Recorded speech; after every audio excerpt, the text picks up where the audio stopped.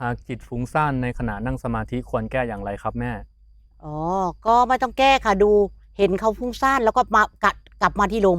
กลับมาที่ลมก็ดับค่ะ แล้วเขาก็ฟุ้งซ่านไปอีกก็กลับมาที่ลม แล้วบางทีบางทีเราอาจจะมีกำลังมาก เราก็เห็นมันคิด เราก็ดูมัน แต่ไม่ได้เป็นมันนะ ถ้าตรงนี้มีกำลังนะ ถ้าเห็นมันฟุ้งซ่านแต่ไม่ได้ไปกับมัน อันนี้มีกำลัง ฟุ้งซ่านจะมีหลาย 2 ระดับนะจอน ฟุ้งซ่านอีกอย่างคือปฏิบัติใหม่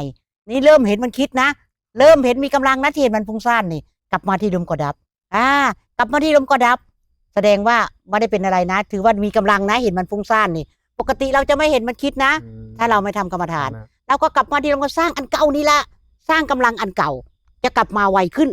แค่สร้างกำลังเห็นมันกลับมา เห็นมันกลับมา อันเก่านะ แสดงว่าแค่เห็นมันไปเราให้ตัดมาที่ลมเลยเหรอ? ตัดมาที่ลม มันจะง่ายเหรอครับ? ง่าย แล้วก็กำลังจะมากขึ้น ตัดมาที่ลมไม่ธรรมดานะ มีกำลังสมาธิด้วยนะ ตัดมาที่ลมเนี่ยสร้างกำลัง ตัดมาที่ลมสร้างกำลังนะ แล้ววิปัสสนาจะมาตอนไหนครับ? มาตอนกำลังมาก ตัดมาที่ลมบ่อยขึ้น กำลังลมที่กลับมาที่รู้สึกตัวบ่อยขึ้น ดับบ่อยขึ้น นั่นแหละกำลังมา วิปัสสนาจะมาทีหลังนะ สมถะก่อนถึงเกิดวิปัสสนานะ สาธุครับ นี่แหละค่ะ